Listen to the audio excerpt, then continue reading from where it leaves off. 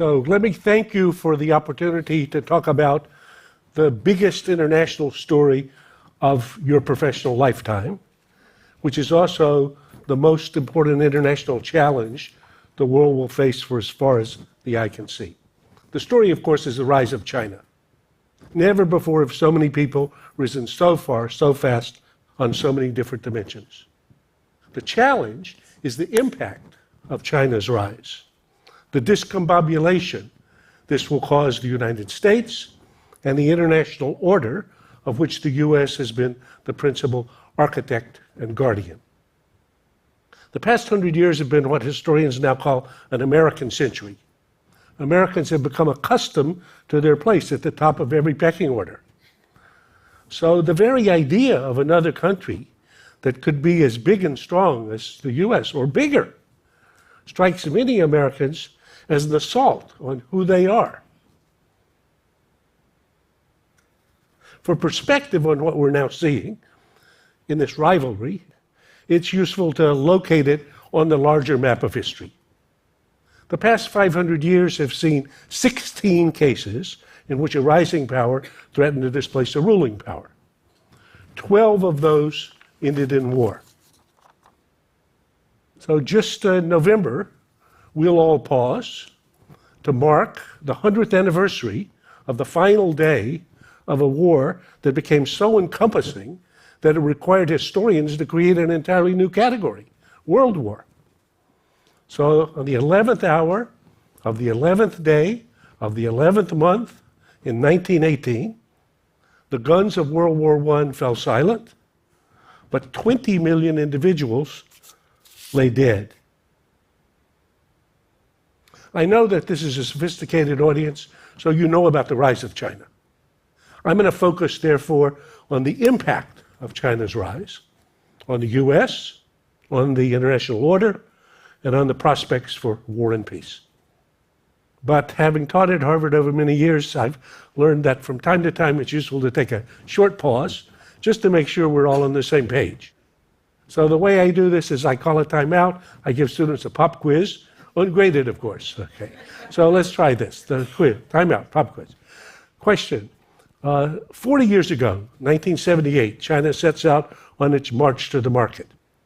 At that point, what percentage of China's 1 billion citizens were struggling to survive on less than $2 a day?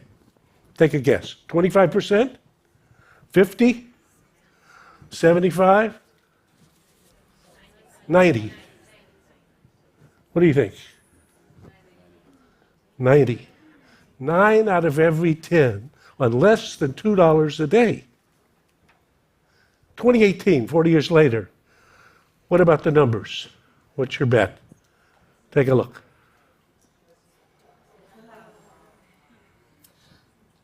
Fewer than 1 in 100 today. And China's president has promised that within the next 3 years, those last tens of millions will have been raised up above that threshold. So it's a miracle, actually, in our lifetime. Hard to believe, but brute facts are even harder to ignore. A nation that didn't even appear on any of the international league tables 25 years ago has soared to rival and in some areas surpass the United States. Thus the challenge that'll shape our world. A seemingly unstoppable rising China, accelerating towards an apparently immovable ruling U.S., on course for what could be the grandest collision in history. To help us get our minds around this challenge, I'm going to introduce you to a great thinker. I'm going to present a big idea, and I'm going to pose a most consequential question. So the great thinker is Thucydides. Now I know his name is a mouthful and some people have trouble pronouncing it. So let's do it 1, 2, 3 together. Thucydides. One more time. Thucydides. So who was Thucydides? He was the father and founder of history. He wrote the first ever history book. It's titled The History of the Peloponnesian War, about the war in Greece 2,500 years ago. So if nothing else today, you can tweet your friends, I met a great thinker, And I can even pronounce his name, Thucydides. Okay. So about this war between that destroyed classical Greece, Thucydides wrote famously, "It was the rise of Athens and the fear that this instilled in Sparta that made the war inevitable." So the rise of one, the reaction of the other, create a toxic cocktail of pride, arrogance, paranoia that drug them both to war. Which brings me to the big idea, Thucydides' trap. Thucydides' trap is a term I coined several years ago to make vivid Thucydides' insight. Thucydides' trap is the dangerous dynamic that occurs when a rising power threatens to displace a ruling power, like Athens, or Germany 100 years ago, or China today, and their impact on Sparta, or Great Britain 100 years ago, or the US today. As Henry Kissinger has said, once you get this idea, this concept of Thucydides' trap in your head, it'll provide a lens for helping you look through the news and noise of the day to understand what's actually going on. So, to the most consequential question about our world today. Are we going to follow in the footsteps of history? Or can we, through a combination of imagination and common sense and courage, find a way for to manage this rivalry without a war nobody wants and everybody knows would be catastrophic? Give me 5 minutes to unpack this, and that later this afternoon when the next news story pops up for you about China doing this or the US reacting like that, you'll be able to have a better understanding of what's going on and even to explain it to your friends. So, as we saw with this flipping the pyramid of poverty, China has actually soared. It's meteoric. Former Czech President Václav Havel, I think, put it best. He said, "All this has happened so fast, we haven't yet had time to be astonished." Okay. To remind myself how astonished I should be, I occasionally look out the window in my office in Cambridge at this bridge which goes across the Charles River between the Kennedy School and Harvard Business School. In 2012, the state of Massachusetts said they were going to renovate this bridge. It would take 2 years. In 2014, they said it wasn't finished. In 2015, they said it would take 1 more year. In 2015, they said it's not finished. We're not going to tell you when it's going to be finished. Finally, last year, it was finished 3 times over budget. Now, compare this to a similar bridge that I drove across last month in Beijing. It's called the Sanyang Bridge. In 2015, the Chinese decided they wanted to renovate that bridge. It actually has twice as many lanes of traffic. How long did it take for them to complete the project? 2015. What do you bet? Take a guess. Okay.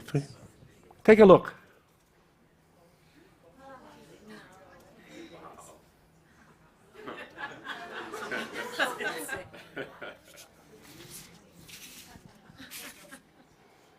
The answer is 43 hours.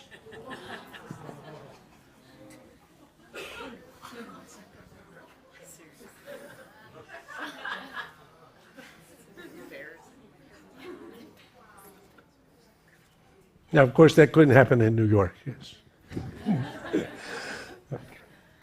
Okay. Behind this speed and execution is a purpose-driven leader and a government that works. The most ambitious and most competent leader on the international stage today is China's President Xi Jinping. And he's made no secret about what he wants. As he said when he became president 6 years ago, his goal is to make China great again. A banner he raised long before Donald Trump picked up a version of this. Okay.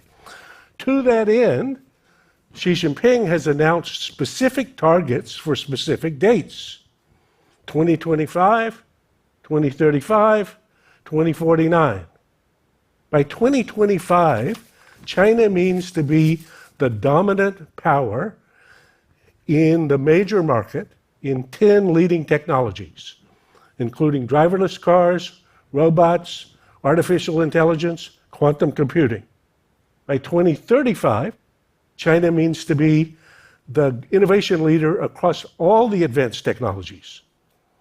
And by 2049, which is the 100th anniversary of the founding of the People's Republic, China means to be unambiguously number one, including, as Xi Jinping, an army that he calls, quote, fight and win. So these are audacious goals, but as you can see, China is already well on its way to these objectives. And we should remember how fast our world is changing. 30 years ago, the World Wide Web had not yet even been invented. Who'll feel the impact of this rise of China most directly? Obviously, the current number one. As China gets bigger and stronger and richer, technologically more advanced, it'll inevitably bump up against American positions and prerogatives. Now, for red-blooded Americans, and especially for red-necked Americans like me, I'm from North Carolina, there's something wrong with this picture. Okay? The USA means number one. That's who we are. But again, to repeat, brute facts are hard to ignore. 4 years ago, Senator John McCain asked me to testify about this to his Senate Senate Armed Services Committee. And so I made for them a chart that you can see that said, compare the US and China to kids on opposite ends of a seesaw on a playground, each represented by the size of their economy. As late as 2004, China was just half our size.